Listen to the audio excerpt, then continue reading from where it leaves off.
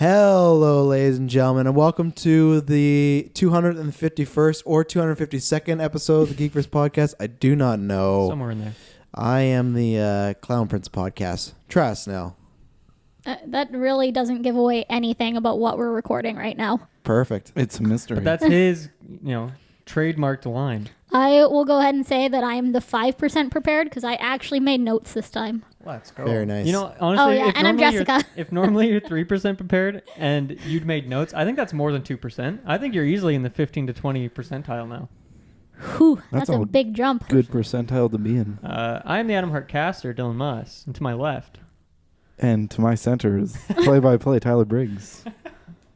Really breaking it down play-by-play there. Sure Yes, am. ladies and gentlemen, we are here. We're actually, no one's really talked about like nicknames. So if you have no idea what we're reviewing us. But before we get in that, some cheap plugs to get out of the way. In a couple days, myself, Jessica, and Taylor will be reviewing Shazam.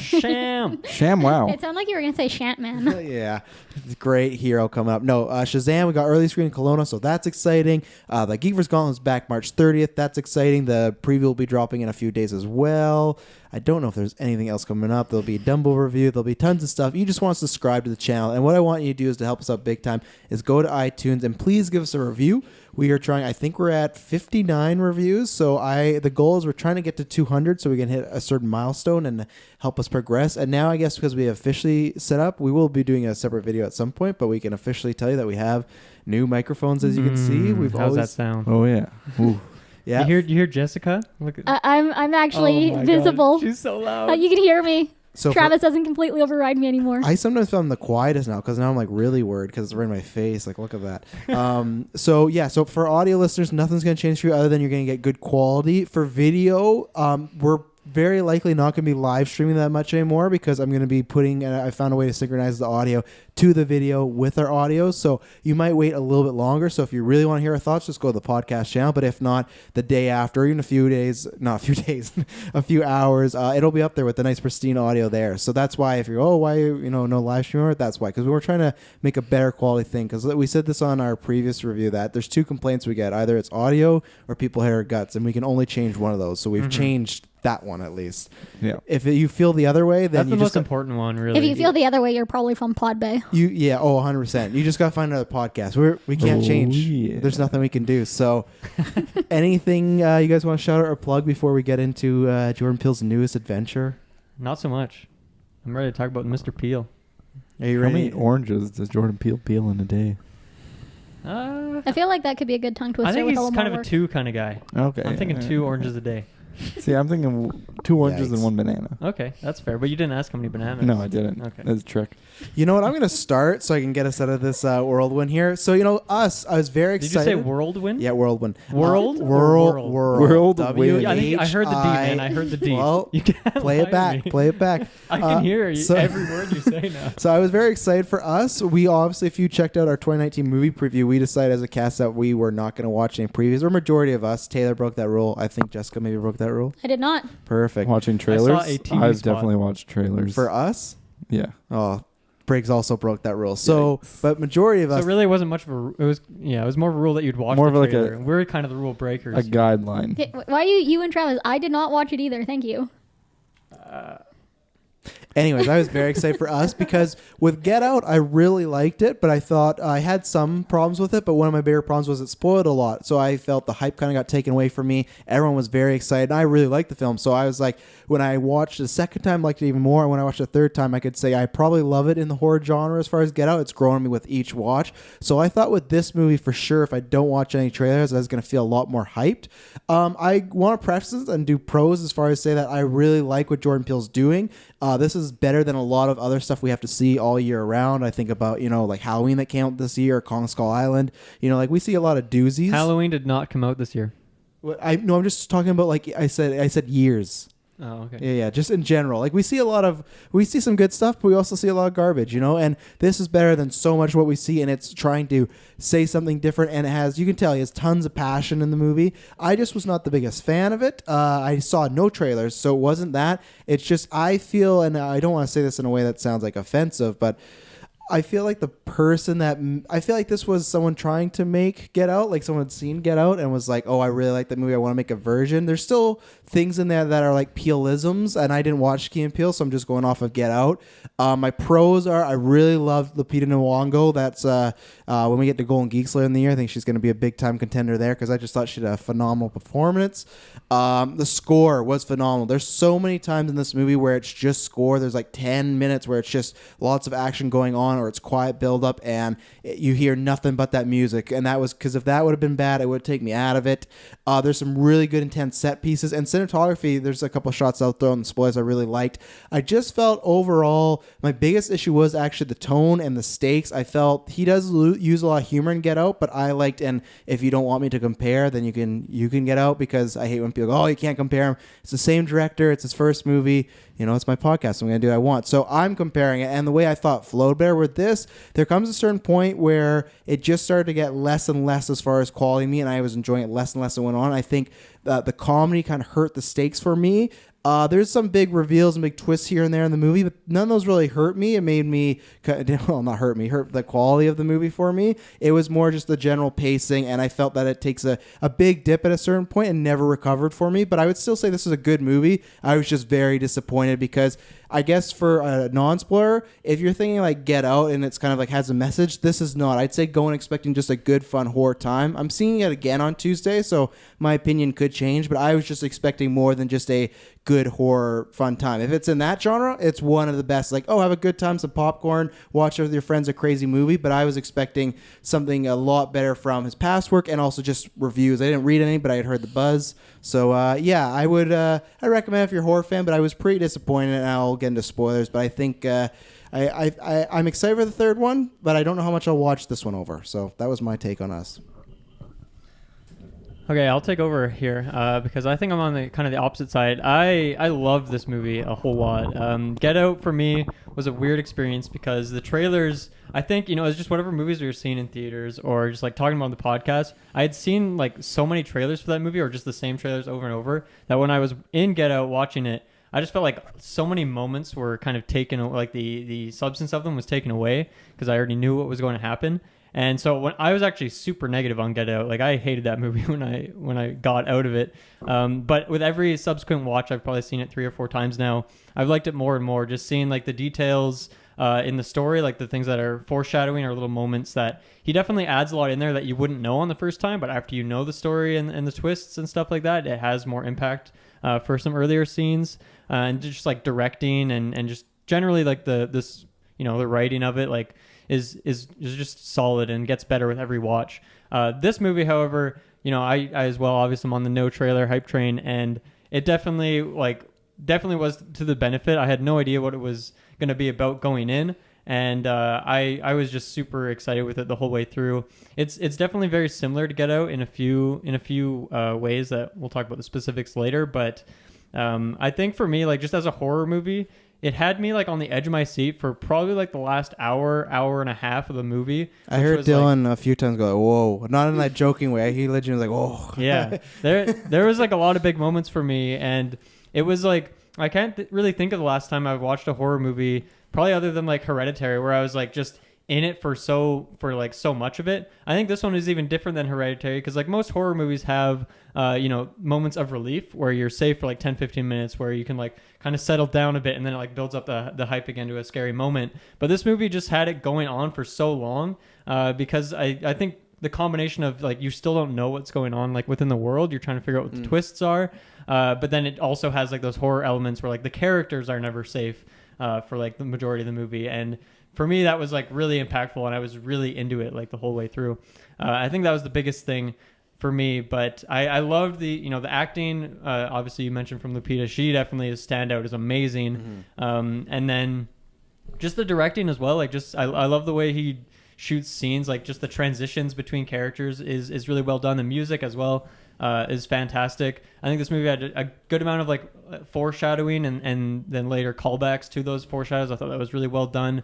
Just little detail. There's a few little details that really add to like the overall picture.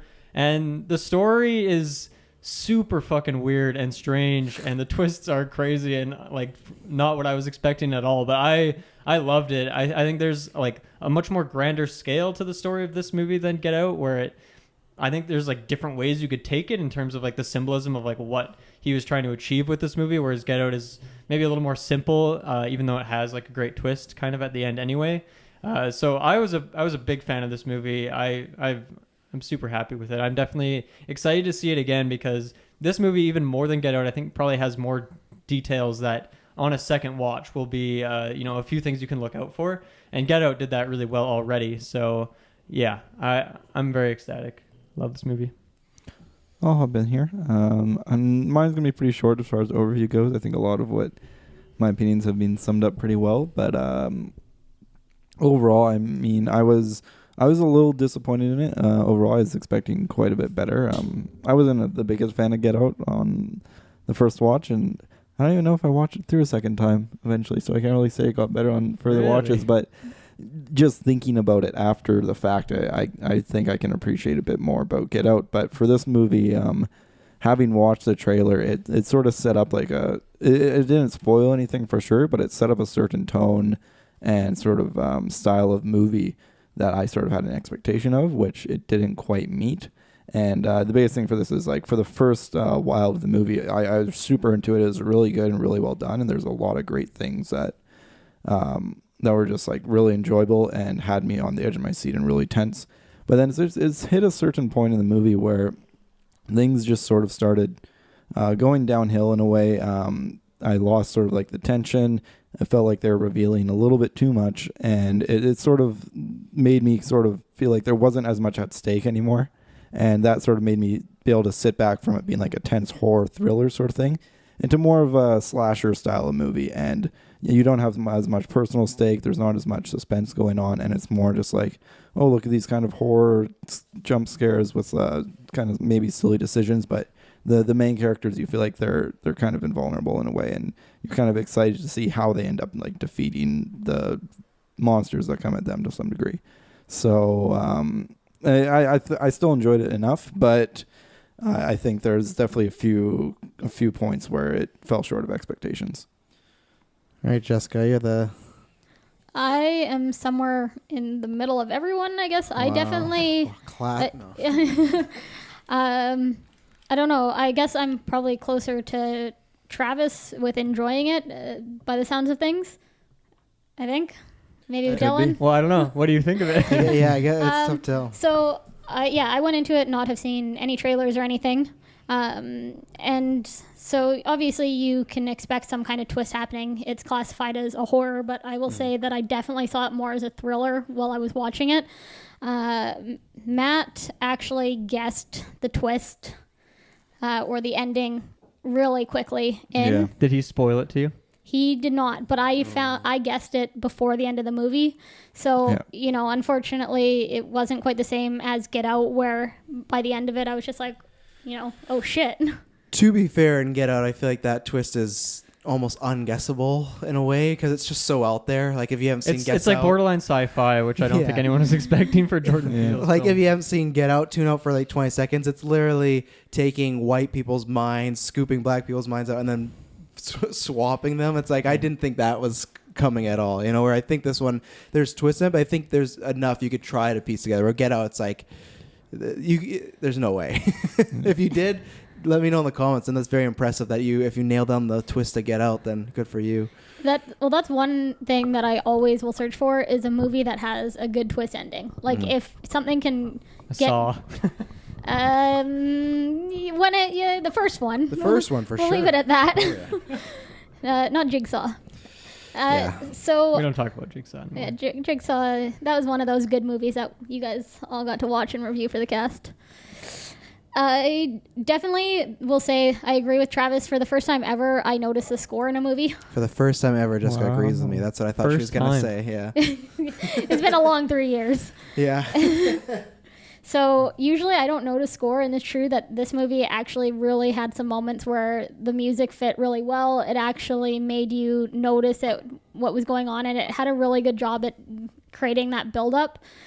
I will also say that, I did think this movie had some moments though where it was a little too dark. Really? Just lighting wise. Tone wise? Oh, light. Okay.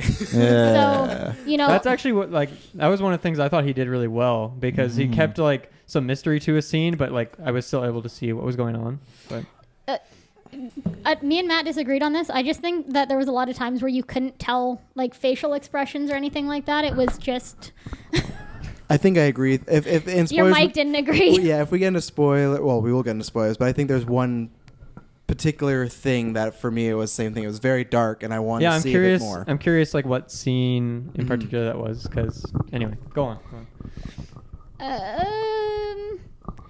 Yeah, there was a couple things that I left the theater not necessarily thinking that it was portrayed the best. You know, I felt that there was actually things this time that I had to go and Google to be like, okay, why was this used? Because his movies are so full of symbolism. And that being said, I had some teenagers beside me that didn't understand this movie at all. So, you know. What do you think their exact age was, though? Teenager. They were high schoolers. Okay, I could that's like understand 16 movies. to- Come on. Yeah. The fact that they, like, I physically heard one of them say, like, what is going on? I don't understand. I mean, Maybe they're in on it. Yeah, kids Yeah. these days. kids these days going to movies instead of trashing things. How dare they? Yeah. I don't know. I think most things have kind of been said, and I don't want to say too much without getting too spoilery, as I think this That's fair. movie is definitely more of a spoiler discussion type of film. Would you recommend it? Oh, pause for the audio listeners. I guess you heard, but it was a big facial pause. That's why I was bringing up your head cocked. So I think if you're into, you know, the thriller type genre, that kind of slow build up horror, like Dylan was saying with Hereditary, I think that it's fun to watch. It's definitely not for everyone. Mm-hmm. I'm kind of in the same camp as far as recommendation. I think if you like horror, that's the way to go. I think if you kind of like the idea of Get Out having this like very current theme, I don't think that is. I think there's a lot of themes in this movie, but I don't think it's one that's, especially Get Out was very topical when it came out, right? It still is. That movie could come out like race has always been a topic, but especially right now, you look at like the political climate. So I don't think it's as wide as that. Yeah, so. I don't think it's one you need to like rush to the theater to go see. Even though I loved it, I obviously I don't think everyone will. Clearly, looking at the circle here. So I don't know. It's like one that, you know, as soon as it hits Netflix, you better hit play. Yeah. Is Get Out on Netflix? I think It was at one point. Yeah. And- I would It say was, it's probably yeah. still is. Probably still is. We did like the twin Could thing still there. be. You know? Do you You're want- like the most natural spot for me to look at with this setup. So I'm just. I agree I'm with gonna you be too. looking at you a lot. Jessica's the most Interesting. unnatural, but that's fine. I'm trying. do you know off the top of your head, Travis, what Get Out's budget was? Like I read online that this I one think it was was only like 12 million. this one was only 20 million. From Yeah, what so I he read got a nice online. 8 million bump. So it's going to be super profitable. Profitable. He's really good at doing that, and that's one thing that I'd applaud him for, because 20 million, I think that is a lower budget movie, but I think shot and scenery wise, it all looks very high budget and whatnot. So he's gonna make a lot of money again, and he's gonna. Very rich guy. Oh yeah. I wish I had that kind of budget for anything in my life. Oscar winner too, you know. So It's true. Yeah. Already. yeah, first film out. Good for you. Wow. Yep. Impressive. Briggs, would you recommend it before we get into non-spoiler or more non-spoilers? Before we get into spoilers? Probably not. Okay. Whoa. I don't think it's like, as far as horror movies go, I think there's better options to take, and yeah, I don't know. It's all right. It's interesting enough, but Well, people, if you've seen, this is one I'd say if you haven't seen the movie and you want to stick around for spoilers, I'd still say no. I'd say check out the movie, because I think the spoilers discussion is going to be lots of fun, because there's lots of good things to talk about. So please do not listen if you don't want to be spoiled. This is your 3, 2, 1 countdown. Here we are. Where do you want to start with this movie? Well, I want to go right back to Jessica, Yeah. actually, because I want you to expand upon, like, what scene was it where you couldn't see these facial expressions? I'm just curious, because I know I'm going to forget this, so I got to bring it up now. yes. I think kind of the main one that I first noticed was right when they broke into the house in the very beginning, Yeah. and they're sitting in front of the fireplace. But that's kind of the point of that scene, right? Yeah. To some degree, Yeah. but I think there was, you know, so Abraham was played by the same guy that played, I don't remember I'll pull up the IMDb. Abraham. yeah, so the one that married man. the Tether. Okay, of the father. Yeah. The father dude. You know, Father Tether. so they are played by the same actor, but I couldn't tell at first that it was the same actor because it was just too dark, and I just had a hard time, you know, actually seeing that recognition. And I will be honest that there are definitely times where the darkness mixed with, you know, the skin color really works because the eyes really pop and you get that type of like mystery, surprise, horror facial expression. But I think that there was times when it was overused and the darkness was too much to the point where it hindered. So just so we know, his real character name was Gabe, and then his Gabe, tethered version was Abraham. So there you go. Which apparently, I don't know if anyone here is biblical or has knowledge. Apparently that was supposed to be symbolism as well. That would make sense because that's one thing I always bring up on these reviews. If there's any God allegories and stuff like that, I'm not good at them. I'm kind of like, I'm not an atheist, but people would probably classify me as that. So there's a lot of things that they talked about. I think they talked about God a few times in this movie, but it was very just kind of put in there. Also, you had the Jeremiah thing going on, but I felt like it wasn't, I felt it should have been in there more or not at all, because I feel like it wasn't, especially at the end. Even Red, she's talking about God has a purpose for us, so it's kind of waiting for it. But at the end, it's not really God, it's the government, right? So I know it's how maybe they're talking down there. Well, yeah, because last night, as I said, I went home and I looked up a bunch of stuff that had to do with all the symbolism that was in here, and Abraham was listed as one of the symbolisms, but I don't know enough about religion, and looking it up, I couldn't find out what I was looking for. Yeah, that'd be a couple chapters of the Bible, a few verses. Yeah. You'll be going to church mass on Sunday. Wikipedia tried. Why are you here? I'm just here to find out about us, man. Tell me about Abraham. I have all these What did he questions. do? Yeah. Do you know what the tethered people? And they just chuck you right out. Yeah, I just thought I'd ask. Maybe someone on the cast knew. But I agree 100%. I thought the darkness was fine for most of the characters, but for some reason with Abraham, it really bugged me because I wanted to see him emote a bit more, and I felt like they, I don't know, they were using another actor for him. It's the same guy. I looked into it. It is the same guy. But well, I mean, there's probably a few shots where there was a double, right? 100%. It's just the face. I wanted a bit more. I guess I wanted the build up to hide him, and then once we knew it was them, show that off, you know? So I'm with you on that one. Well, like even the boy, you know, he like takes off his mask and you get that full shot. Like, okay, that's the same kid. There was never really that moment for Abraham at all. You got it with the sister as well. And Red, you know, the whole other family that lived in that big expensive mansion. But there was just a lot of times where it was just dark. I don't know. I mean, for some of them anyway, like you know, you mentioned the other family, like the twins, like really I could not tell you that those are the same people. I could not make that confirmation, right? And even for like the daughter in the family, like just the way they like did her hair or something, like it could have been a different actress, like, and if someone told me it was, I wouldn't tell them they're wrong. Like, I don't know, they were split meant to look close, and obviously in the case of Lupita, it's obvious because she has the most scenes where it's zoomed in on her face, and she has like a really, you know, emotional scene. But for the rest of them, I don't know, it definitely wasn't like that, and I don't know, I didn't really find that as a problem. Like, I actually liked that in that scene.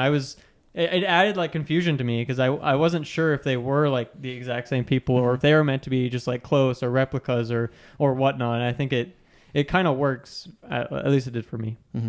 I wanted to start, like, I know we're starting at the end, but I think it's just the elephant in the room as far as talking about the twist and kind of working from that. So how did we all feel about that? Because obviously, what twist, right? Because there's like kind of 2 or 3 separate story points that really break. Because we got we got like the tethered being cloned, so like the government aspect. We got the Red and what is her name, Adelaide, kind of switch up. Adelaide? Like if the girl, that's what they said her name is, Adelaide.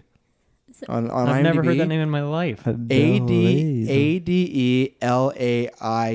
Isn't that Adelaide? I think it was supposed to be Adelaide. So I mean, what did they call her? Because they called her Addie. Okay, Addie. So Addie and then Daddy. Red, and then what other? Am I missing any other twists right now? Those are the 2 main ones for sure. All right, player's choice. Player's choice. Where do you want to start, Briggs? I'm throwing it to you. I'll start with The boat. Oof. Whose boat was it? It was Gabe's boat. Yeah. No, he borrowed it. Let's start with the Red Adelaide twist. So overall for me, I mean, the twists were a little lackluster. Maybe not lackluster, but for this one at least, I felt it was lackluster in that it wasn't really like a necessary twist, at least. I'm a big fan of leaving things open-ended for the most part, to leave it up to sort of interpretation and discussion afterwards. This was one of those twists where I feel like that would have been much more beneficial. Don't the you viewer. think that there was still quite the cliffhanger at the end anyway? That like what's happened now? All these people have been killed. There's helicopters. Like, could you Yeah. say that this movie was still left fairly open-ended to not say that twist ruined it? In a more impersonal way, sort of thing, but that I feel like that's beyond the scope of what the movie's going for, at least. As far as this twist is concerned, the biggest issue I have with it is that it doesn't really, in the terms of their families sort of moving forward after this, it doesn't really make it. Why the mic's like right in front of Jessica right now? It's really funny. I'm like trying to look at you. It's like just Sorry, the Jessica. microphone. And then, but as far as like the family going forward, for the most part, it's still like it doesn't really matter which one it is at the end, because it's not like it's like, oh, it's the evil version who has nefarious, who's gonna like, oh, she's gonna kill her family later in the future, sort of thing. It's like she's the one who cares for the children and wants to keep them alive and moving forward, and it's the same woman they've lived the kids have lived their whole life with, and the husband's lived his whole marriage with. So it doesn't really make that much of a difference as far as from the characters' perspectives. It's just, for me at least, it was just kind of like, oh, look, they're actually switched. But it doesn't really, like, it doesn't make her worse of a person, because when you look at her being like this girl who locked the other girl up, it's like she was just trying to make a life for herself. She was stuck in this underground tunnels her whole life. She's just looking out for herself. So you can't really frame her as being the bad guy in that situation. And then obviously it's unfortunate for Red, but I mean, to say the least, for in the grand scheme of things, it doesn't really make any difference. And sure, there might be like, oh, like the son has some weird. I think one of the key things. differences is, obviously what led to like the uprising or these people leaving the tunnel is based on the fact that she was different, or she like inspired them, and I think the reason for that is because it was the true person, not the shadow version. Yeah, right? She caused that to happen. Yeah. But so when you say that that's like important for the story, then like doesn't that need to be the case in order for that? I mean, obviously you could come up with another reason, but for the way the story is now, it kind of is necessary. Yeah, because really nothing would have. You would assume that all these people would still be living if Addie didn't switch places, right? I guess the original girl, because she doesn't switch place, you would assume they're just still tethered and they're doing their same thing, and all these people are alive. Again, I think Addie's in the right, because if you're just this person locked up, you want to get the F out. So I don't think it makes her a bad thing. I'm similar to Briggs, where I think the twist hurt you a lot more than it did me. It didn't hurt. Yeah, like it didn't hurt my liking of the film. I think it's not a thing where when moving forward, it doesn't really change much. But I think that worked. And I am excited to watch it a second time knowing 100%. I knew something was up with the two girls just because they were so kind of cagey with it. I didn't know that was exactly it, to be like, oh, she's the one that switched. I didn't get it narrowed down, but I just thought something's up with them. So I'm excited to watch it from that perspective of Red. She used to live in this normal world and she wants to get back. I think there's a few questions to ask why she never tried to get back, because if this little girl could, I think that's where sometimes the movie falls a little apart for me, and I try not to pick it, but it's like the government thing in this like little circus area, and clearly it's just a door to get to and from. There's definitely a lot more questions there. Yeah, that's where it's a little unlike Get Out, where Get Out to me was very smooth that way. This has a lot of hanging things where it's like it's kind of tough to like the logistics of a lot of it, but I throw that mostly out of my enjoyment to enjoy it. So I think that revealing that actually answered a lot of questions, because I mean, obviously she can't get out because you need to go back to that spot where they met, right? That was how they were able to switch, because the tethers can't just obviously get up and leave without But whatever. I don't know that, But though, technically, she's like the original version, so Yeah. she's not following her tether's sort of path. It's the tether following her path. Yeah, so she's the one with does the it soul, swap when right? she goes underground, or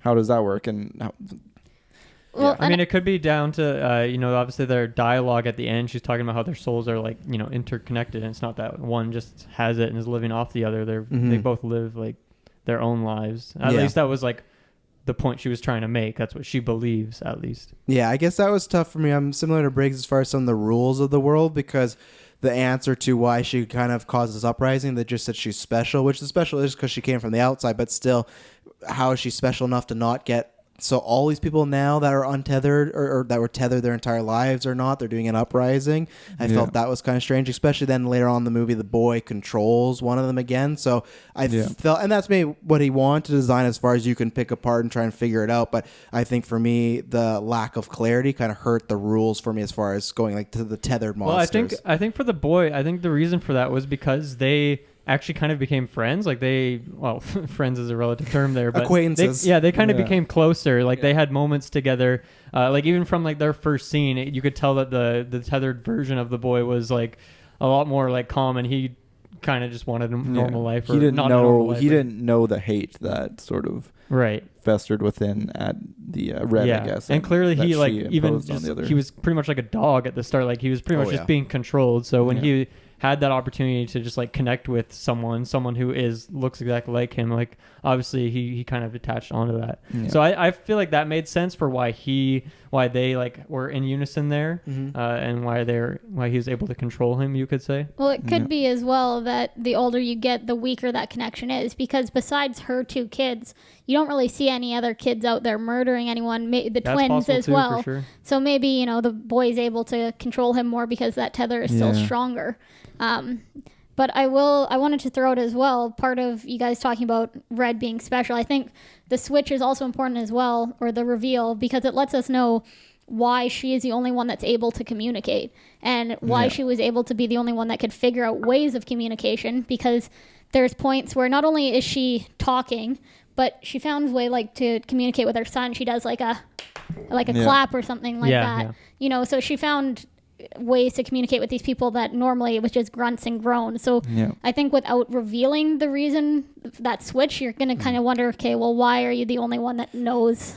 I agree 100% because before the twist happened, that was a big con for me because I didn't like, again, I thought the rules were all over as far as why are these people all, because I really honestly thought if there's no twist, it's just, is it because she's like the main character, so she has a lot more dialogue. So I did like that twist in that aspect because it was bugging me a lot throughout the movie. Like, why?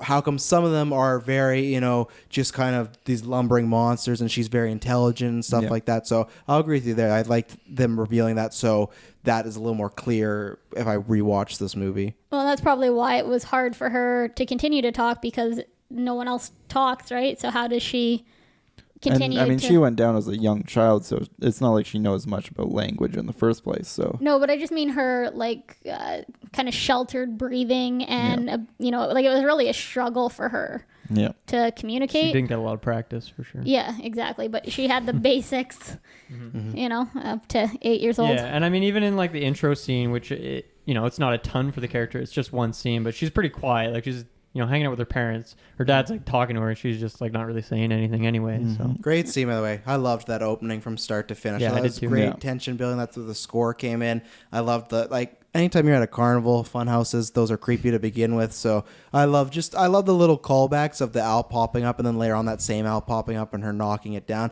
I thought he did a good job of that, especially the way that Red gets killed off. Because if you think about how she swaps places, Addie, it's weird because technically Addie is Red, but really like the main Addie, like she chokes the girl to get her unconscious and put her away, and that's exactly how she kills her. Is she ends up choke, and even then she didn't actually really need to choke her. She was dying and she choked her, and that's when officially I kind of figured out that they had swapped places, because after that death scene she's just very like crazy and she's twitching and it came off as like, okay, this she grunts the same as everyone else. So that's where it's like, okay, now that's when I was like, okay, it could be something. That's when I kind of figured out, which was later in the game, but I'm like, okay, that must be it. But I thought that was a great touch because I thought it was like kind of like laying the bricks. But I love that entire opening scene and the callbacks. I like that they hint at that earlier in the movie when they're in their friend's house and she kills the second twin who is still alive, and then her son walks in and sees her and she pretty much has like that same reaction where she's doing like that grunt. So I thought that was well done that they kind of foreshadowed that, or that would have been a hint, or maybe that was a hint that helped Briggs figure it out or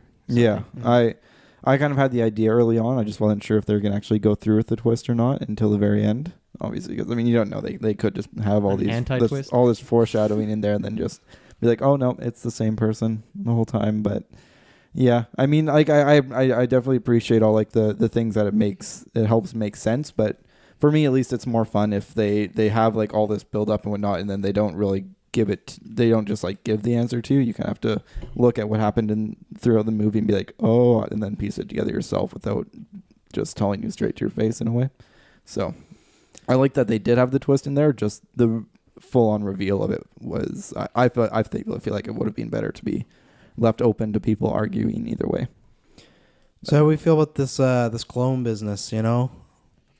That's pretty I had fucking no wild. transition, but I Yeah. just thought to go away. Yeah. Yeah, it's pretty wild. I think it's interesting to me because I feel like that was kind of the main source of some of the symbolism, at least that I was maybe picking up on, maybe not picking up on.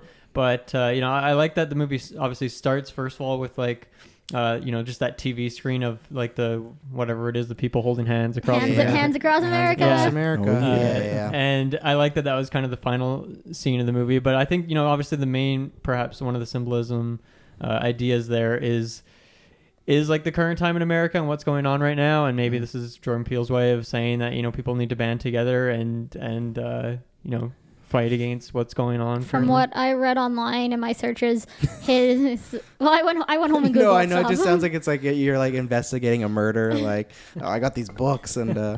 So his thing was that it was supposed to be underlying of the problems that are happening right beneath the surface that people choose to ignore because it's all these Okay. tunnels that are right below the surface. Yeah, yeah. I gotta say, I hated the opening with text. I really did not enjoy that because I feel like right away I was like, okay, so because I had not seen the trailers, but I could guess from the poster when I bought tickets of seeing an evil Lupita and a normal Lupita. I'm like, okay, so it's some evil twin doppelganger stuff going on. I hated that they did the text because for me, I'm like, that to me answers right away where these people are from. I would have liked to find that out organically or the whole time thinking where are these people from. But I thought, I don't know how they got into these train stations or these sewers, whatnot, but I knew that's where they came from. So I didn't think that was Well, that's where the needed. government just stuck them, right? I know, but I don't think the text at the beginning. I think they were born down there. Yeah, They yeah. did like the cloning and stuff down below underground in these abandoned tunnels. Yeah. I just would have liked because we find Same that thing, out. right? We find that out at the end, guess and I so. just wouldn't have liked to known at the beginning that's where these people are from because I keep a lot of. What are you doing to me right now, Mike? Travis's microphone. I was, but yeah, so that killed a lot of it for me, and I like there's some subtle stuff, but not like the beginning kind of hampered me because I saw that, and then also one of the cassettes they show is Chud, and Chud is this very bad movie, but Chud is a movie where there's monsters underground. So that for me was just like, I guess, a film buff sort of thing, but right away it really hit me over the head. It was a 1-2 punch of like, I hate that because I had not seen any trailers, and then I felt for the first 2 minutes, I'm like, oh, I know these people are coming from underground. I would have loved to see the movie and not know where these people are from. What are they? Are they aliens? Are they just figment of animations? But I knew, okay, I don't know what they're. I didn't know they were clones, but there's something in the sewers. So Well, I really disliked You're that. waiting for it the whole time after that. You're like, oh, okay, well, when are we going underground to these tunnels? You know the movie's gonna probably end there, right? And that's Yeah. what I was like. I was waiting for, or it's gonna end like trying to get there or something. It wasn't gonna not be mentioned again because that would be a con for me too. Of like, if you just spout out facts, like, did you? I'd love every Jordan Peele movie from now on to start with text, but just be facts about stuff that's not even to have to do with the movie. Like, and and the theme. I agree with you. The themes as far as both the themes you guys throw out. The other one was for me. It was like appreciating what you had, and the scene with what was Elizabeth Moss's character. Her name was Kitty, the like rich hoity-toity girl, and then Dahlia. When she's putting on the makeup, to me that did strike me because you got to think about how many times she had to act out doing that down in the tethered world and not having that sensation of actually doing it. And you have to think about all these people, like when people are having gourmet meals, they're just eating rabbits and rabbits again. So for me, that really appreciated to you something as just putting on makeup or doing it, be able to do your hair can just be a thing you just do to go to work. But for these people, for her, it was like the greatest thing in the world because she'd never done that. So that's what I took from it, was just kind of like appreciate what you have, because for, like it's a simple thing, but for your little modest thing, that's the world to somebody. So, That's a good way to take it for sure. Yeah. I think there was maybe some like room for, just on like an individual level, like trying to see like the best version of yourself or something, or realize like, how little changes you could make to, greatly improve your life or be happier or something like that. I don't know. I haven't really thought too deep into that one, but I don't know. I think there's room for something like that as well. But I don't know. I think that's why I like that twist, or that, I don't know if it's really a twist, because as you guys are mentioning, there's a lot of like hints really throughout the movie that are kind of giving it away. But I think that's why I liked it, is because that kind of is where there's more thought to be offered after the movie ends, where as Briggs is mentioning, how they kind of spoil that moment for the main character because they just kind of like confirm it at the end of the movie instead of leaving it open. So I like that they had something else there for you to think about that obviously wasn't just like randomly put in there. It's also tied into the story as it progresses throughout anyway. Yeah. I don't have too, as far as symbolism goes, nothing too profound to say about the clone situation there. I think you guys brought up a lot of good points there. For me, when it was revealed that it was clones and not just like, and it was like affecting sort of everyone, when it showed the white family's clones as well, that's when it's kind of like, oh, so this is actually this is more than just the one family, and it's not just some weird supernatural thing. Like this is happening to everyone, sort of thing. And for me, that for me at least, it took things down a notch as far as like horror and tension wise, at least, because it as soon as you sort of widen the scope of what the movie's going to cover, at least it makes it less personal, and so it's less scary to some degree. And I think a part of this was I was going into this movie expecting just like a horror, and so that sort of made that it took away from that and took me out of it, and that from there, that's kind of where it turned into a bit of a slasher conspiracy sort of thing, which isn't really my kind of movie, at least. So I didn't, after that, it kind of calmed down and just kind of went away with it, and a lot of my suspense and sort of anticipation was taken out there. So for me, at least, it was I don't think it was necessarily a bad idea, but it took away from my experience in the movie as a whole, I think. But I think watching it again with a bit more I guess open-minded towards the symbolism and whatnot, I might be able to take something different away from it. So yeah, that's definitely something I think is great about the twists. I think the second watch is going to be really interesting. There's going to be some more things to be looking out for, or just things you can run through your mind, like, is this going to fit? Is my theory going to fit here? And then there might be some things that break it or prove it right. And that'll be interesting. So I'm curious. Definitely tell me what you think after you see it a second time. I'm curious how that's gonna weigh on you. Going Tuesday, Jessica, do you have anything more to add on like the government sort of twist or anything? The government and like cloning in general, stuff like that. Just the twists in general. Every twist. I think that it does leave it open for more questions than not. As far as the whole government portion of it, what happened, why they were all left there, the rest of the tunnels, how was she able to get, these millions of people that, spanned across America, when, she could barely get away from the one person who's controlling her, and no one else can communicate. I think there's a lot of questions that it opened for me that I was kind of almost a little, it started more than it helped. But I do think that it could leave it open almost for a second one, or not necessarily even a continuation, but something in the same world where that can be explained. So I will give it that. But I mean, to achieve what he wanted to do, I'm not sure what a better option would have been. Off the top of my head. Fair enough. That is fair. I actually have one quick thing more on like these kind of twists, but we already mentioned that the boy like obviously saw his mom, quote unquote, who after killing a couple people was doing the kind of maniacal laugh. I like that the movie kind of ended with him just like looking at her as they're driving away and having like this doubt about it, and she just kind of smiles and plays it off. I think that was a good way to end it, because there's another thing to like consider, like what, I wonder what their journey is going to continue like, but I don't think it needed to be answered. I think it was a good thing to just leave it where it was. So I thought that was a good way to fade out the movie. The son definitely was still not trusting of his mom. Oh, like definitely. There was levels where it slowly went downhill from like holding her in the beginning when the sister's like, oh, I gotta go shut the window, to by the end of it he was just staring at her in the car like, this is not who I Well, it's a pretty life-changing experience, that 24 hours must have been, hey? Well, he was the one, he watched her do the murder of one of the twins and the grunting and stuff like that. He got taken by Red. I think he was down there when, Red died. So he saw all these levels of her, changing and going from being the protector to, the high kill count. I just thought of something. What's that? What if when Red took the child, What was his name? Jason. Yeah, I think Jason. Jason. Jason sounds right. Yeah. So what if Pluto was the when Red took him initially and brought him down into the classroom there?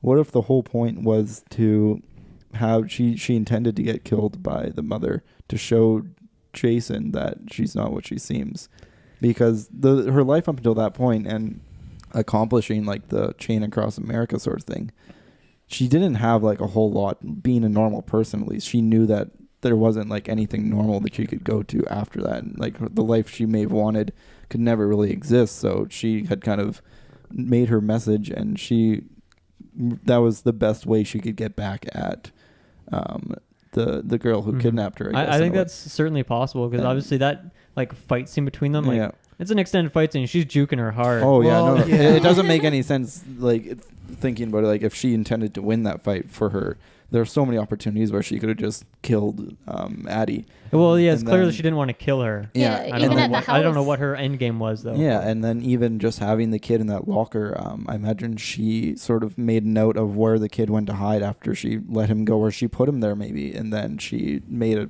point of dying in that spot and in that situation, sort of setting up Addie to sort of kill her in a way that would... Right in front of her son. Yeah, exactly. So that's an interesting thought, which, I mean, it doesn't... Obviously, that's never really going to be something resolved, as it's right at the end, and you never really see the fruit of her labor, I guess, but... I just thought of that now. I'm just like, maybe. Well, I mean, it's true. Even if she had killed Addie and gone to the surface, she's got nothing. The family's not going to take her in. The son's not going to love her.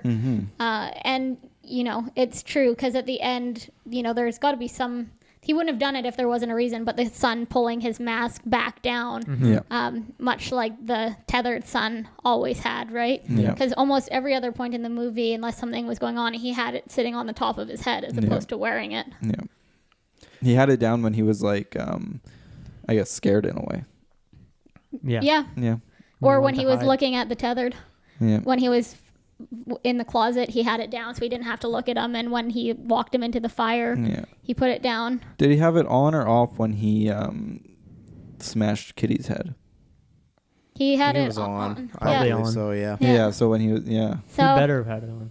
So yeah, I think that, I don't know, the ending for me, definitely, I was like, there's something, you know, the tension there is. Yeah. I hope you're right, Breaks, because that really bugged me, the whole fight scene. If that was just a natural fight scene, and the entire fight, she's just completely dominant, and then she just dies in this very lackluster way of, I'm going to jump out to surprise you, and you get surprised. So I hope so. That was some of my main problems, was I felt that, and that's where some of the rules bugged me, where I felt any character other than the main character, they're taken out so quickly and so softly. Like, you got the rich family, you have that guy who, like, get off my car. But that was my problem. Like, the main characters for me, I felt like they were just given too many set pieces and too many kind of plot devices just to further the chase or something like that. Like, just moments, and this is where it bugged me, because I remember Get Out, I applauded it for being a really smart horror until like the last 15 minutes, and he starts making dumb choices. To me, this movie is just filled with like dumb, generic choices. Like, if you have this evil twin who's looking at you through the window of your car and she goes on the car, what the fuck? I know it's a kid, but she's clearly a teenager, and they play her off as very smart in this movie. She's going to what? Get on her knees and look under the car to see what the twin's doing? No, you run. And there's so many times like they hit the evil little girl, and Lupita goes by herself into the woods, handcuffed. I think that one is actually defensible, because she knows more about these people than anyone else, and she's not as scared of them. Fair I think, enough, once but- she gets like warmed up to the idea that they are what's there. In fighting them. hindsight, like because she's like freaking out when the evil, I guess the clone Jason dies. She's like, she freaks out when like the boy's like walking into the fire. She's obviously trying to stop him and save him in a way. And then she's obviously sad. She seemed at least kind of sad when she sees like the messed up body of the clone daughter as well. And you can kind of understand, because she was if she hadn't switched places with Red, those would have been her kids, and she wanted to have that sort of and connection. I mean, they with still them look the before same. they Like, you died. still have the feeling there. Right? Yeah, exactly. Yeah, for me, I can kind of get past that one, but with the other characters that weren't her, it just happened too much. And the other thing for me is when I was talking about one point, now I can get into spoilers, when it really dropped off for me. I thought the beginning was great. I liked all the family together. I liked them, even the dad. That's when I liked him the most. He's classic bad joke dad, the whole boat stuff. Like, I think everyone played their roles well. You really bond with them, and I like that there was a build up, but it was very quick to get into the tethered there. It wasn't a half an hour of like, oh, lights are flickering. This I like that, and then that's where some stuff. I know it's everyone handles situations differently, but just the way the dad handled people out on his porch and whatnot, it just like it bugged me. You'd walk that far out. So for me, there's just many times where they're doing stupid stuff, but to me, that's great. The home invasion, it's all very intense. Like Lupita's face on the glass, the shooting of it. There's one shot where it's just on Lupita and the kids, and it starts going around the house, and it's just showing all the other tethered like breaking the house and doing stuff, and then it ends up back on them. Really good. Love that. So the movie is continuing to get better and better for me, and then it did a big drop when the white clones came out. Not because they came out, but after that, like the stakes were so low that these people I would assume were their friends. They didn't really care that they died. There was no emotion there. They're making jokes about who has the higher kill count in this time where I feel like this is the worst point of your life. And you also find out the rest of the world is going to shit. And they're like, there was a point where they were just joking so much. And the point where I felt like stuff that's unnecessary is like that twin that was dead on the table. They were sitting there for a while and it's not dead. And it just pops up to what give us some unnecessary kill. My last point, and I'll hand it off, was that when they kidnapped the mother, two things. One, I hate the white family. They kill everybody, these tethered people, but for some reason they got Lupita handcuffed for no reason, just to keep her because she's a main character. And the kids, when they're working their way up, and I get that they're kids, but they've already killed people, and if they're going with this kill count thing, the boy, when he gets that big stone rock, they look together and like, I don't know. And it's like a comedic moment. Your mom might be up there getting fucking murdered and then go for like a comedy play. I really did not jive. And then the rest of the movie, there's so much bad stuff happening, but they were joking all the time. And I didn't feel like the stakes were gone for me. Because then if it was a horror parody, I'd be fine with it. But the first half of the movie to me was building up to be a full-on horror movie with some comedy like a Get Out. And for me, it just took a big U-turn. So that was some of my major cons before I forgot about them in the spoilers. There was a lot of things that I would like to touch on. You went through a lot of different things Boom. there. Yeah, I had to because I knew I was going to forget because I forgot a lot of those in my notes. So it just came to me when someone mentioned something. I'm like, I'm going to go, and I'm good. I do want to throw out, I think one of, like, keeping the chick alive, Addie, the mom, I think part of it is that she was so obsessed with her, even the tether, right? Like she goes up and like feels along her jawline and then goes and cuts her face to try and, the mom has had work done to look, younger. And so I think, I don't know that there necessarily was an attachment there because the dad was always comparing what he had to his neighbor, like, oh, he's got the bigger boat, oh, he's got the better car. And Addie didn't want to talk to the mom. She's just like, I don't talk to people, like, leave me the fuck alone. But I didn't take that as she didn't want to talk to her specifically. She just had a problem with people. And the thing is, they're on vacation, and it's not like, I would have took it as if they went to the beach and like, oh, hey, they're there. They specifically went down to meet those people. So that's the thing that threw me off of, like, if I have like a work friend that I'm kind of friends with, I would never just like, let's make plans if I'm not that friendly. It was clear with that them. the dads were friends, even if they were in competition. But I agree with you. I don't think the two moms, they were not friends. Yeah, I can buy that, but like I said, these kids are seeing like, I guess the twins were kind of shitty, but I just felt they could have been anybody. Like, they didn't need to be connected to our characters because they showed no emotion when they got there, and they're just gutted and they're dead. And like, even then, like, they're still like, even if you didn't like these twins, they're still kids that have been killed, and it's just there's just a bunch of laughs going on. And no, I think you do make a lot of really good points in terms of like realistic reactions to some of these things, because there was definitely a few moments where maybe the tension wasn't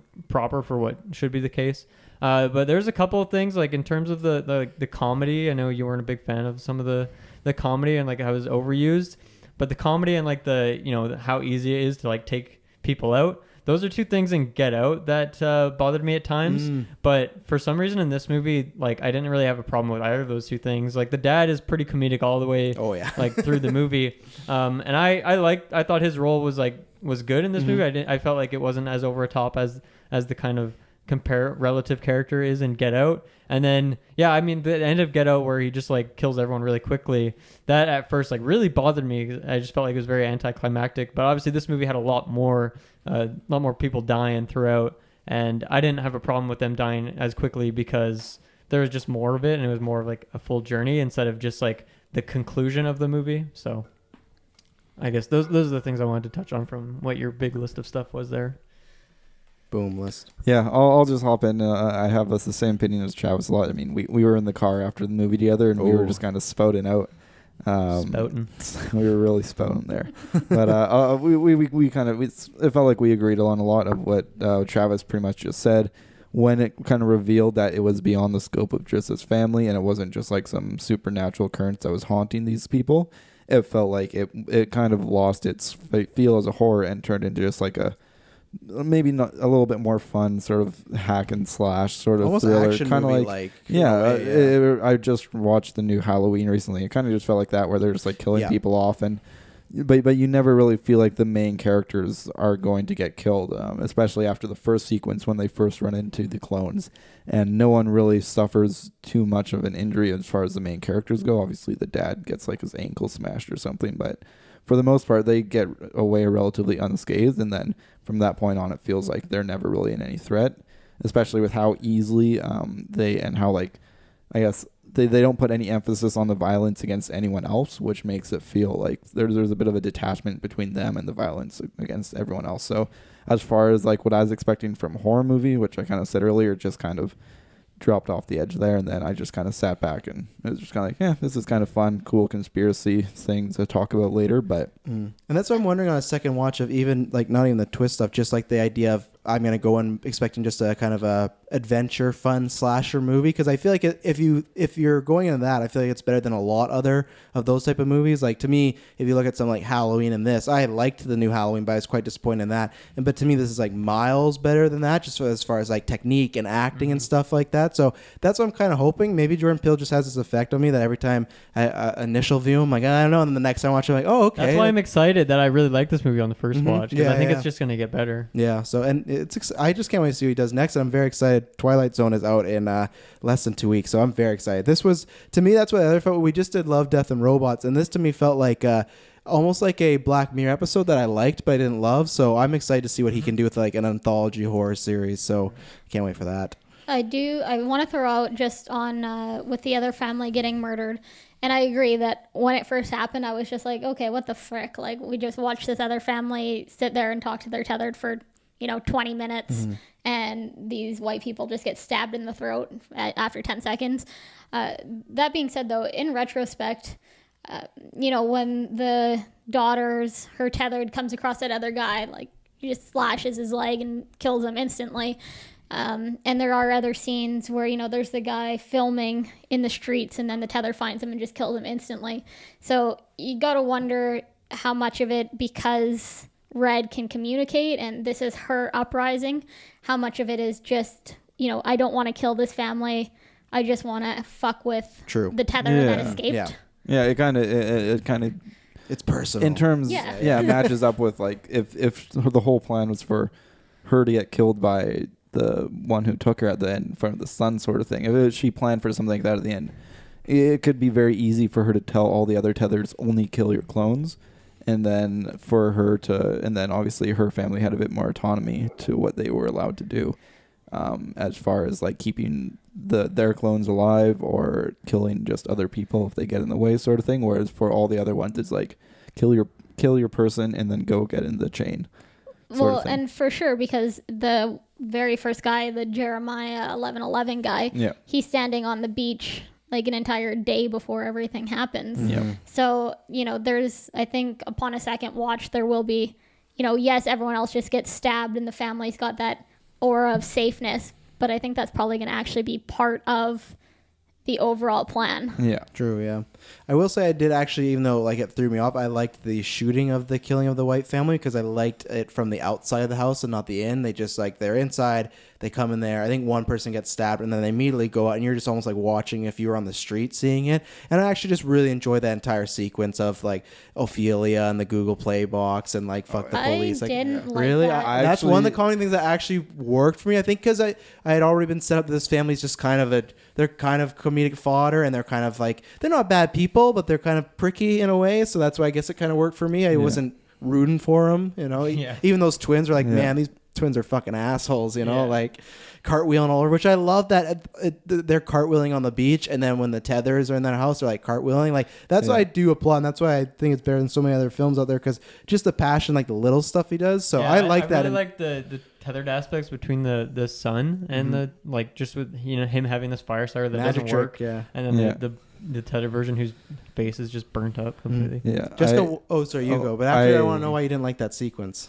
I really liked the one thing I did like once I kind of settled into being a slasher was the clone of the white dad's like just his mannerisms and stuff. The way he did like the too slow with the hand. Yeah, I love the too slow. hand. Like I really enjoyed his humor. And then the way he's like chasing the other Abraham. He's chasing Gabe. He's just like The other striking Abraham. poses. He's just striking poses wearing this like fucking robe and shit. Oh man. That was like, this is pretty I like funny. that they would I like put enjoy on this. some of the clothing items from Yeah. the version they took out. So yeah, why didn't you like it? Yeah, That was comedy that did not land for me. fair enough. You know, Jessica respects the police, so it offended her. Oh yeah. Yeah. It's true. I actually that was pretty fun for me because I wrote a joke online about like in a Reddit thread. People were just like talking about I don't know how it got there, but people were just talking about like trying to call like the police for that. Like they made that exact joke, and then there's like, oh, like You heard it here you're first. trying to call Jordan them. Peele is stealing his jokes Yeah. from Reddit. And then Big loss. Yeah. Renowned comedian gets all his I- jokes from the internet. just felt like between Ophelia, Call the Police, it was a big jump to playing Fuck the Police by whoever. Oh, okay. I see. And I was Fair just enough. like, it just kind of missed for me. Am I not eating the microphone enough? Yeah. No. Now you are. Yeah. So for me, it missed. So I think there was some humor there that we obviously felt different about. Like I did enjoy some of like his looking out the window and, oh yeah, right there by the car. it's OJ. Yeah. Jesus. So, but I don't know, that Fuck the Police thing, that I didn't think was funny. The music, I will say that it worked afterwards when their family came in to take over the house. But the sequence leading up to it. Yeah. Yeah, I will say I was quite disappointed. I knew Elizabeth Moss, who plays like the white rich lady, was in this movie, and she's not in that much. So I was really hyped the whole time, and I'm a big fan of her in Mad Men. I wanted to ask you, Briggs, because you've seen the trailer. I've not seen the watch trailer yet, but I did hear there is a shot of her on the ground bleeding. So in one of the trailers, yeah, it shows Elizabeth. So that's why I'm so happy I didn't watch the trailer. But so you didn't see that then? I don't remember. Okay, I was going to ask There's you if you two thought, things because to from the me, even when I trailer that I heard that, remember, when someone was saying that like it didn't spoil that much, I was listening to a review and they said, "Oh, there's that one shot." I'm like, to me, that spoils a lot because in the whole movie, I'd be waiting and be like, so clearly something happens with this family too. Obviously, it could have just been the other tethered, but now I still have not yet. So maybe I will on a newscast get back to you, and I'm excited to watch. I them wonder now. how quick that shot is because I could see that being something I would just forget about. It's 15 seconds slow motion. But then also, remember that thing from the Get Out trailer where there's like this skeleton like deer going around? It's like you never really know if it's going to be in the movie. True. Yeah. Anything else? Any big talking points you guys want to touch on? Anything we haven't gone to yet? I had one last little detail that I liked. Obviously, there's like the closet that the little boy hangs out in, and he kicks a little ambulance in there to prop the door open. So I like that that's kind of set up as like this safety, this like escape, and that's the vehicle they end up finding at the end of the movie that they use to drive away. Just a nice little detail that I liked. I didn't even notice that. That's good. Yeah, Good eye, it's Dylan. cool. And Yeah, he does a lot of little all stuff the that's other good. ones of those that I noticed throughout have kind of been brought up. I think the only one that was like really obvious, like, was when they were talking about the flare gun. He's like, "Oh, this boat doesn't have a flare gun." I'm like, I know there's a flare gun at some point in this movie now. Oh yeah. So that was the only one that was like really obvious. But I thought there was a lot of just little details like that sprinkled throughout. That See, like I thought that was well comedy done. worked, where he Yeah. like goes to shoot it in his face and it just falls on the ground. I like that scene. I knew that flare gun Yeah, was coming. I oh. knew. Oh yeah. My only question, because I forgot to ask this, my bad, when we were talking about the tethered, how exactly do we think the tetheredness works as far as two things? One, when the family is driving a car, how does that work down below? Like, are they just running really fast? That family, like, because they drive from like New York to Santa Clara, so that was one thing. But two, do you guys have like any realistic theory of how they do become untethered? Like, obviously not Addie/Red, because maybe she has that power, right? But how do you, because clearly to me when they're showing these flashbacks, they're having to do every single thing. Is it just simply maybe Addie like saying, hey, you are like, can she kind of get them out of a trance? Or that was one thing maybe I will watch on a second viewing, it might jive it better. But I think that's one of those things he left open where I would have liked a bit more clarification, because I feel like it's just they said some of these people have been tethered for 40 years, like they're grown adults. I think you have to take it that something when she was doing those dances and inspiring the people that it like changed it changed something in their brains that they could now think for themselves. Maybe they Such beautiful dancing. That dancing must have been Yeah. damn beautiful. Mhm. I guess that would have to be it. And then obviously, like when they kill their the actual version of themselves, then I guess at that point you could see it as like there's only the soul is just gonna maintain to them, and that's why they have control now. That's for 1 second before I thought the twist may happen when she does choke out her, and then she was getting all like, you know, gnarly and whatnot. I thought there was something like if you killed, you know, one, it would transfer over. But then it kind of went away when I thought, oh, other of them have died, and that didn't happen. But that was one thing I thought of. I don't think the soul would go to the other one, because then why would all the tethers still do the hands across America thing if now all of a sudden they have a soul and free thought and.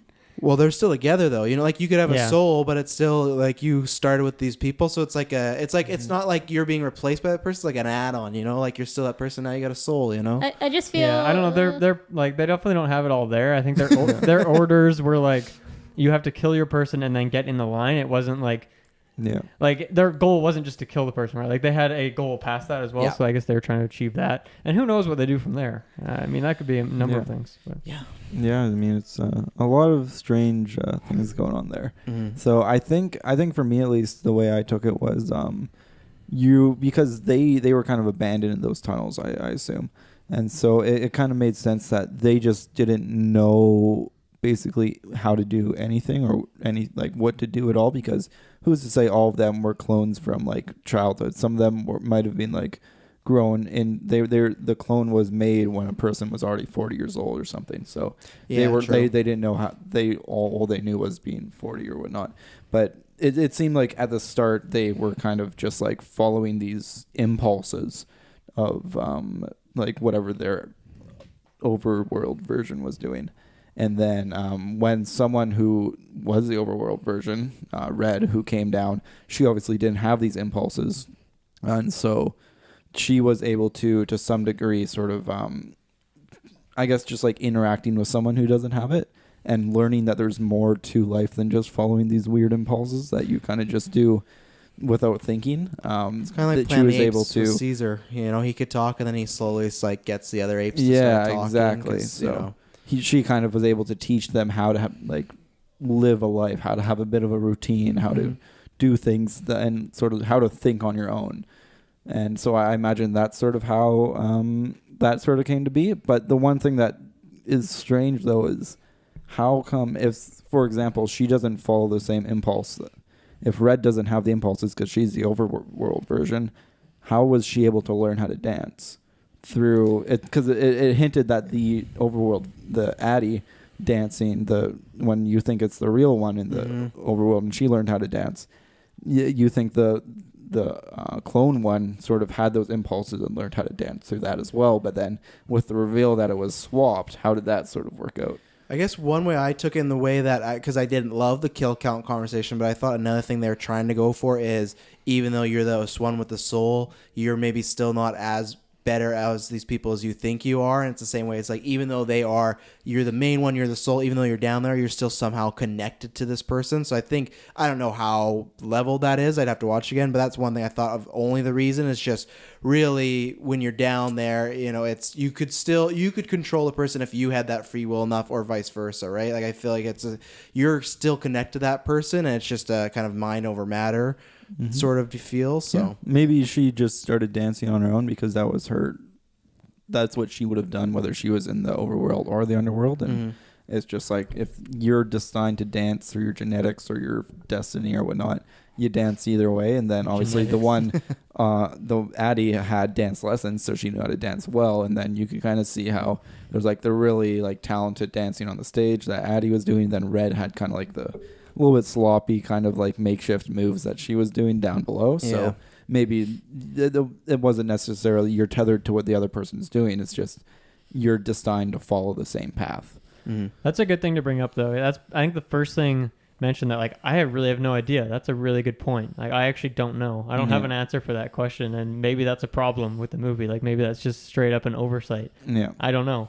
But good for bringing that up. Made it not as enjoyable in my head, actually, is why can all of a sudden the soulless tethered control the real?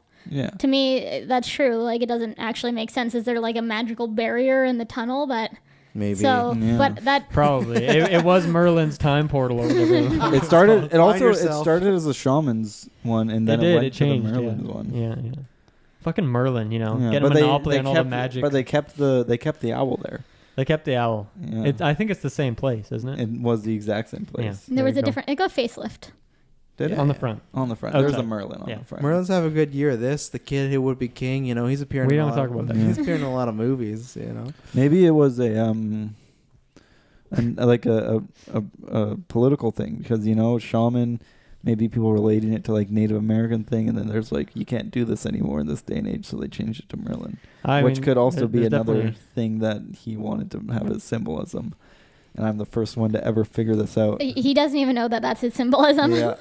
Well, that's why I'm curious. You mentioned some like biblical stuff. Like Ophelia is a biblical character, so I'm curious Yeah. if like that's Also, relevant Heroes as well. of North character. So I did pull up the Jeremiah thing in case if you guys didn't look it up. So Is this? Are you going to read an excerpt from the Bible? I sure Is it more am. than 2 sentences? Oh boy, here we go. Can you tell me where it is in the Bible? I'll Because take my notes. because the Bible uses lots of commas. No, it is not more than 2 Proper sentences. grammar. Let's go. Interesting. Therefore, thus saint the Lord, behold, I will bring evil upon them, which they shall not be able to escape. And though they shall cry unto me, I will not hearken unto them. So basically, it's all about God bringing down evil onto the world and not caring that they want mercy. Interesting. I thought it was What the hell about you doing, Cheetos, bud? but Yeah, Who, me? I mean, About it Cheetos? very well could be taken as like that was sort of like the rapture, and that the ones who had all these privileges and stuff, they sort of abused them and took Squandered. advantage and were generally sinful. And then the ones who are, and then they're sort of like the truer,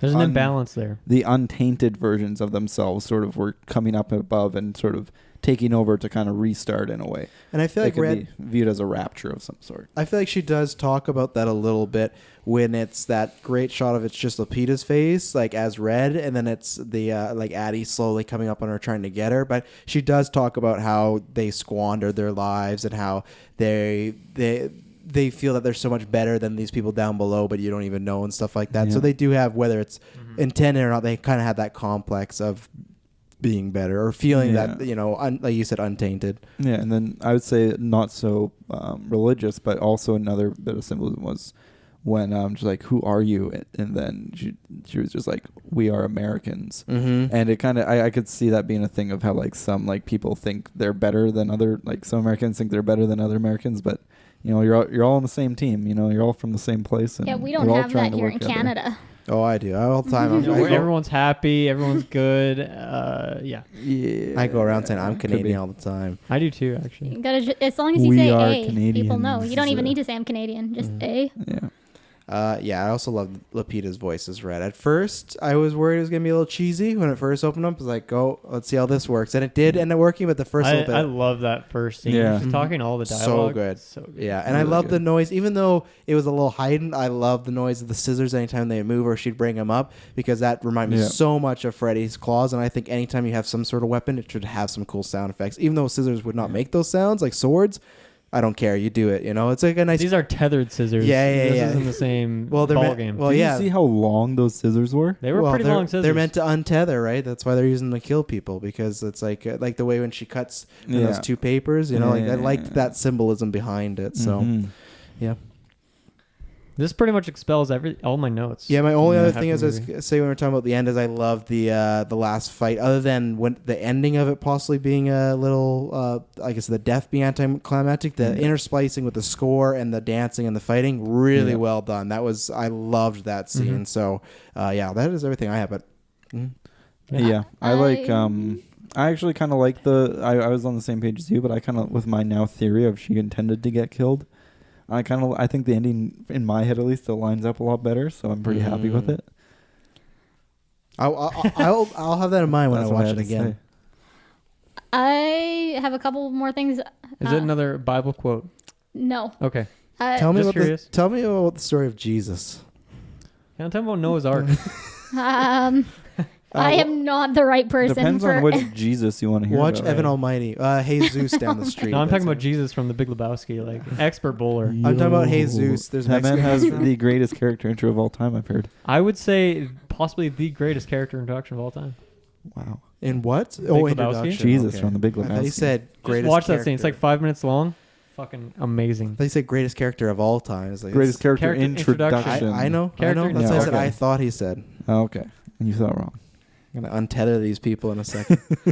just unplug their mics. Yeah, I can. Yeah, don't. I'll get my scissors and.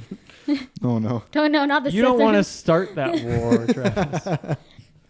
So some of the things that I kind of thought about too that we can't get answers for, but you know, You can email Jordan Peele at jordanpeele@gmail.com. Also, I can sure try. Jordan Peele, if you check out this podcast and like our theories, I'm be sure sure to that's shout what us he's doing. out. Send us do a tweet at Geek First We'll have you on Podcast or the something. show. Oh, yeah. Any episode you Oh want my to do, goodness, you can. we would pitch. love to. If before Twilight Zone comes out, a little sneak peek, little interview. And just remember We'd that love I it. love your movie the most out of Yep. all of these people here. What if he said his He He own? didn't like your last movie. That's true. I do now. Yeah.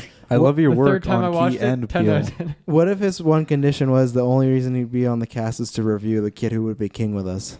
I would do that. I would would still also do do that. that. And he doesn't want to talk about any of his movies, just The Kid Who Would Be King. I'd still take that. I'm not a big commentary track fan, but this is one I might seek out to, if they do one when he sits down and talks during the movie and it's on a DVD or something. Yeah, cool. I think Yeah. there's a lot to this movie, and it'd be really interesting to get some insight on it.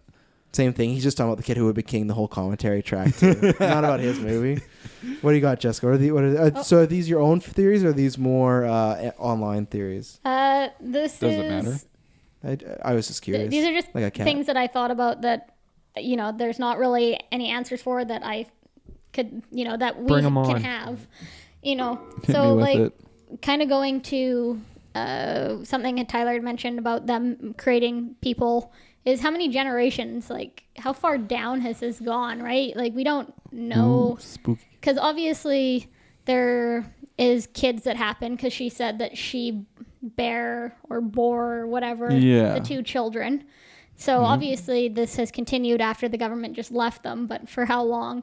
And on that note as well, how is it that both the times that Addie got pregnant, Red magically happened to get pregnant with the same gender and have the exact same kids at the same time too? I guess the idea is like a parallel world where Yeah. if you're doing and living the exact same life, that the exact same moment's like a butterfly effect thing where you change one thing, but this is like if they're Immaculate conception. That's my theory. If they're having sex at the exact same time in the same positions in the same whatever With the like, exact same genetics. Yeah, but see, on like- the exact same day, exact same hour. I agree. It's like it's wonky, but that's why I take it's like because it's just so tied together. It's like the battle of sperms, right? Like we're getting some Battle sex of ed here, sperms. but like it's gonna be Ooh. that same sperm that goes into her that it does for Red. So Can we have an after 9 sexual education? we might episode? have to about us. So, and then, I mean, on the same thing, what if, so if the kid dies in womb in the top, the kid just automatically dies in womb Probably. and underneath? Yeah, because Yeah. it's And- tethered to that, right? That's the same way as like a if. Okay, but like, what if someone gets shot? Like, they don't have guns on down below, so But does their the other heart person probably just just like, stops. well, that's my question too. Those right? Like anytime they go on a plane, what happened? yeah. Like it's kind of like Yeah. that's like do they? They're just like Well, you can see on the roller coaster, they're just like standing still, like. yeah, and maybe that's it. But At first I thought they were rumbling because the roller coaster was directly above them and it was like vibrating all the way down there. No, I think they were supposed to be on the roller coaster. Yeah. Why not both? Why Yeah. not both? Could I don't be. know. Like I mean, it's hard to say because we There's didn't a lot see of like weird tons of scenes things of going like on. just their daily life down there. Yeah. But the way I took it is like, they do like probably most or some of the same things, like act out some of the things, but like they're not, second for second doing exactly what the person above is Yeah. doing. That's the way I see it. Just because like logistically, obviously, if you're just in a bunch of classrooms in this tunnel, like. It's just not going to work. No, if someone no. goes for a hike, what are you gonna do? You just walk on the roof for 5 hours Maybe straight? you Like, just walk into a wall. You just like walk up to a wall and stand there. well, I think there looking at was the people wall doing until- that, but Yeah. well, isn't there See? at one point but, like, where there's logistical issues if you even if you just go uphill, right? Yeah. Isn't there at one point where Gabe, and maybe this is like alluding to stuff when he's talking to his daughter about running track, and she's kind of iffy, and he's talking about how running in the same spot is better than not running at all, and sometimes it's even better, and that's kind of like what they could be doing in there, right? Like if someone's running, they're just running on the same spot. He knew that there's people down yeah, there. I didn't think, but I think that was like kind of a backwards way to kind of tie it to that, which I think like a lot of this movie does. So I guess that's the way it could be, is that they're just kind of acting it out the best way, or they're not even acting it out. They're just, let's say if you're on a plane, you're sitting down somewhere, you're just feeling what you would on the plane, like when your ears pop or like that, you were feeling that, but you're not physically, floating or, which it still causes problems though, because if you're not doing that, then how does the tethered family end up where they are on vacation? Because they're thousands of miles away. They drove from New York to Santa Cruz. So that's where it's like you can go they're not physically moving, but then they have to be, right? Because how else would they get there in the same time? So it's a tricky movie where I'll try not to think about, because I think if I think about those things, I actually like it less. So I kind of like, I'll put my blinders on. There's definitely some interesting. You gotta apply the suspension of disbelief. 100%. Yeah. It mixes like that sort of like sci-fi kind of government cloning thing with the sort of like supernatural, spiritual tethering sort of thing. Yeah. So you got to take it with a grain of salt. Nothing's going to line up perfectly Or in a those big situations. just maybe a full spoonful of salt. I personally like to just take off the lid of the shaker. Yeah. Yeah. Taylor Field style on the 24-hour shoot. Oh yeah. The other thing, does anyone why Hands Across America? Like, anyone know enough about it to? It was a planned thing. It didn't go the greatest. It was a planned thing like that to get Hands Across America. They did it, and then like I said, there's lots of like holes, and some people didn't show up and do it. It was to promote caring of homeless and kind of, I wouldn't say welfare people, but people in need, and they did raise money for it, and that kind of like barely covered costs. Yeah, like it wasn't a successful thing, and that's kind of like what this is. It's not like, maybe it is a successful thing, but it could also just end with lots of these tethers, just like all those helicopters there. All you need is a machine gun, you could just mow all these fucking people down. So I think maybe they are successful, but that's what it was. Yeah, it was just a kind of a mission statement to look, we need to help our people around the world. Where this is kind of the reverse, where we need to be the people, but we're going to kill everyone else because we are that was kind of like people higher up speaking down for the lower people. This was like the lower people saying, no, we're the Hands of America now. We don't need your help. Like, we're going to take you out and we'll join hands. Yeah, and it kind of makes you think, like, are there any other families that sort of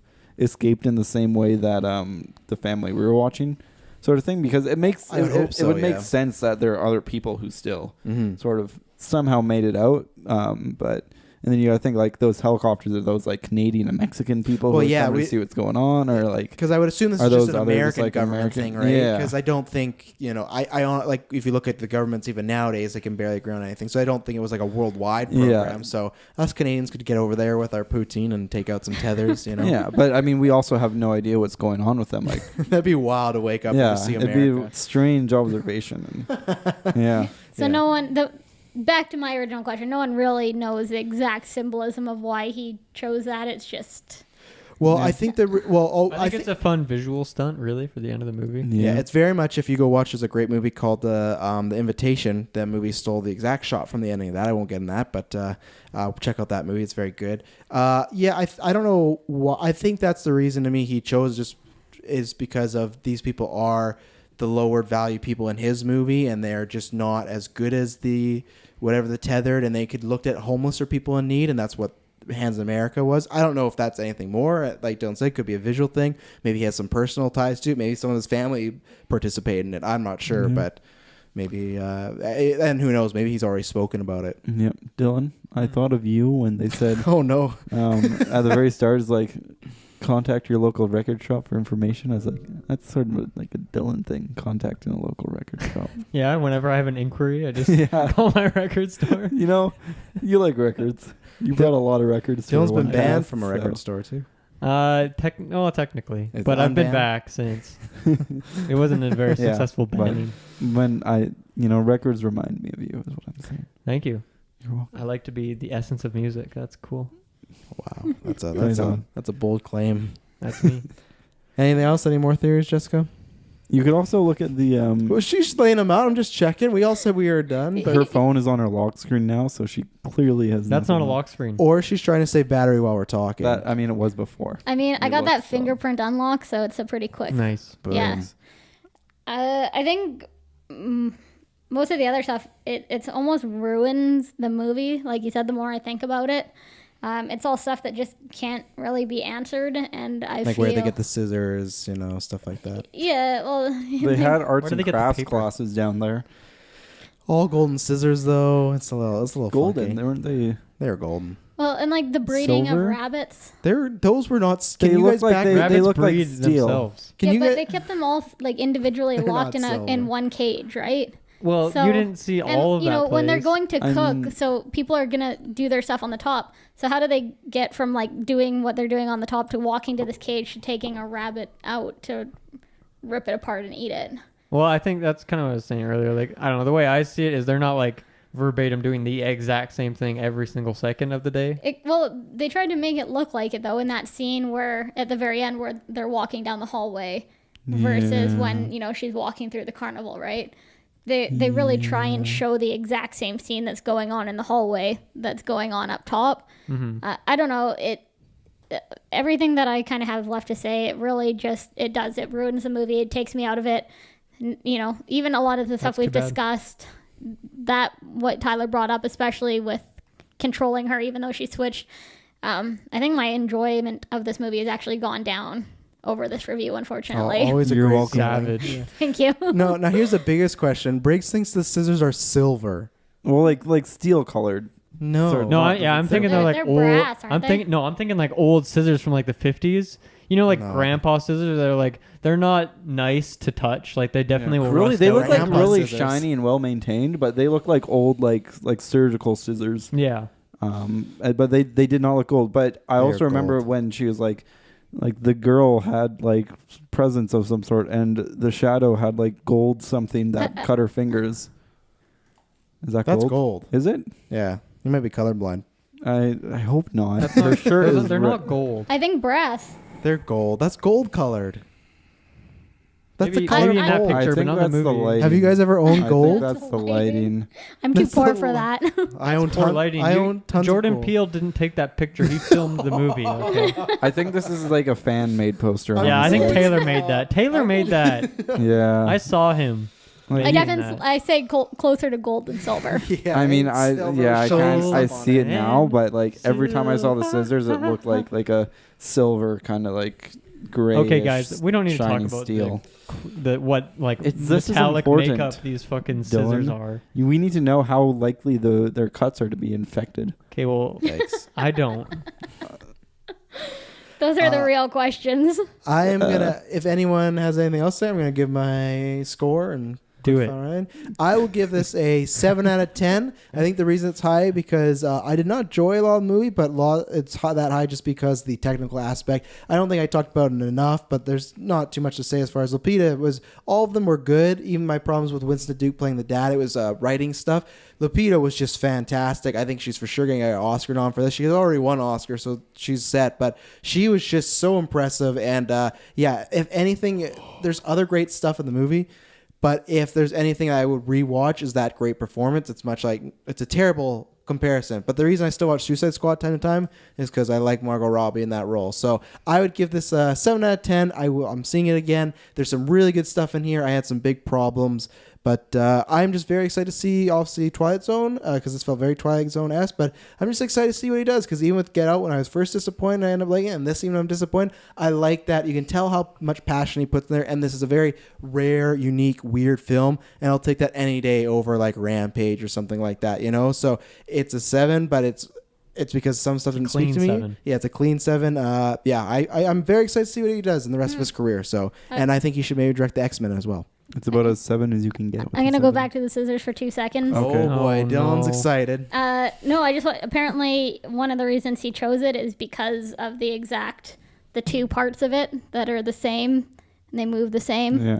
The That's imagery why between it. That's why they use scissors. But did he and mention not, the like, color? knives. I'm still trying to get to that, Yeah. but I'm a fan of that because as a I play a lot of Melee and we You're always got to start a symbolic, set with a man. rock. You got to start your set with a rock paper scissors to determine stage striking. Oof. And I've dropped nothing but scissors for the last 3 years.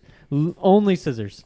I'll fight someone scissors. I've done 10 scissors in a row against another scissor man. I never back down. I always win. I don't always win, but I always. I have not play lost to scissors. Dylan in rock paper scissors in about 3 years either. It's pretty consistent if you want to know how to beat me.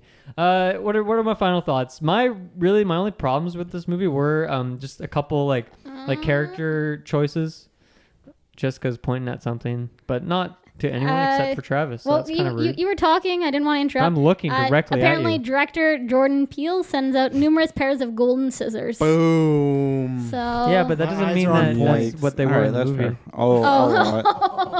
I don't care. I'll allow it. It makes I don't sense. care. It makes sense. Okay. Here's my final. just not thoughts. my headcanon. My only cons for the movie were just some character choices, right? Like classic horror movie, like why did this character do this? There's a few of those throughout, and then the only other thing really is what Briggs brought up. Why was she dancing down there? I don't actually have an answer for that. Everything else I think I can come up with a reason for, but that one is beyond me. So I'm curious to watch the movie again and see if I can figure something out there. But other than that, acting, directing, just so many little details put throughout this movie. The music was just on point. I love this movie so much, and just doing this cast, it just got me even more excited to see it again with the perspective of knowing some of the twists and character stuff. Am I wrong in saying it's probably your favorite movie year so far? What is it competing against? Glass, Yeah, Captain Glass, Marvel. Captain Marvel, They Wouldn't Be King. I would say so. I think you made a really good point that it is just a super weird movie. It's really off the wall, and I respect that big time. So yeah. Is my favorite movie of the year. I feel like Tarantino might be able to dislodge that. We'll see. But that's still quite a ways away. I don't think it's gonna be as weird, even though Tarantino's weird. I think that's gonna be a bit more straightforward. Possible. Yeah. Very Could nice. not be. Briggs? I'll hop in there. I think I've kind of been pooping on this movie the whole time, I feel like. But overall, it wasn't a terrible movie. And I do think Jordan Peele has a lot of talent as a director. What he does really well. But I think the problem with this movie was it sort of set itself up to be a horror movie, and then it sort of melded into a slasher, and then into an action sort of conspiracy sort of thing. And he tried to mix all these different styles together, and it really messed with the pacing and the flow of the movie for me, and sort of it kind of messed with how I should be feeling at different points in the film. So it kind of lost me to some degree there. In hindsight, there was a lot of really interesting things to talk about, which I think is really great in a movie. If there's things to talk about, that's great, because it makes the experience last longer than just the 2 hours that you have in the movie. It makes it like a lasting experience that you can talk about, that you can enjoy, and you're getting more than 2 hours of entertainment by providing that for someone. So it's really cool when a creator is able to do that, and I really like that. He has a lot of really cool touches, and just little things that a lot of people, directors, might just be like, what's the point in putting that in and whatnot. So I enjoyed the movie enough, but again, it wasn't really what I was expecting, and it was a little bit of a letdown with how all over the place it felt for me. So I'm gonna roll in there with a 6. Whoa. Jessica, take us home. Out of 10. Take us home. Yeah. Just in case. Country Road. West Virginia? Is that the right? I don't know if Mountain that's Mama. All right. What do you got? right. So I came into this review actually walking out of the movie. I was pretty happy with it. I was quite excited. As I said, I recommend seeing it. The more we talked about it, the less excited I became. I'm so sorry. That's what we do. We suck the soul You're out of welcome. things that are good, I love the movie. I think, like Dylan said, you suspend your belief and kind of just go into it, taking it for what it is. It's a good movie.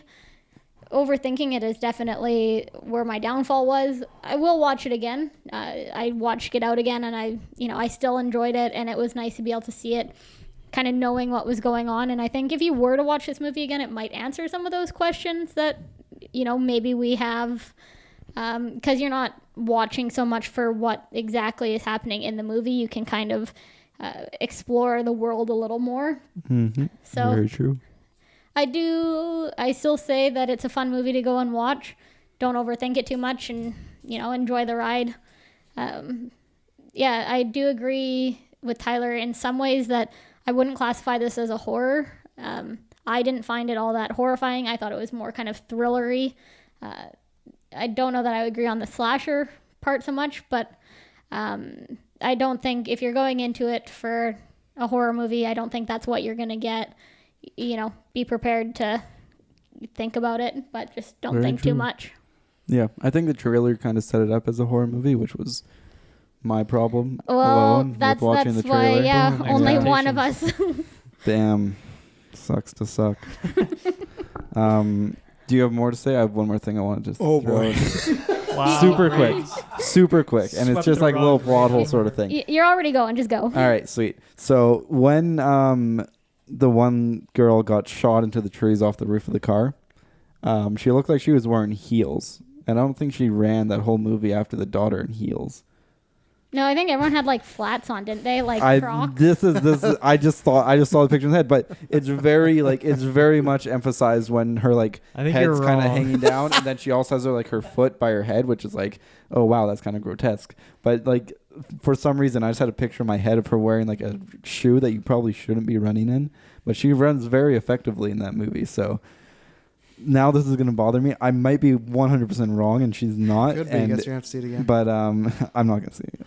I'm gonna Google it, or I'll get you to look out for it when you see it again. Okay, I will. I'll for sure, and I'll say in the chat. Yeah, Yeah, you're gonna just be I watching. need for this. the I need heels. this to be solved for me. I'm Okay. pretty sure they're all wearing slides. See, Wait till next Tuesday. I'm not confident about it. Dylan's though. getting annoyed. I now have this image of her. It's not like a big like high heel with like a stiletto point, but it's like it's not a running shoe. I'll tell you that it's She's not a running blonde girl shoe. chasing her. Ladies and gentlemen, if you like what Kill we me do now. here, go down in the description below, whether you're watching on YouTube or any other podcast services, and everywhere we are is there. So please subscribe, like. If you really like what we do, head over to Patreon, support us there. $1, you get half our content.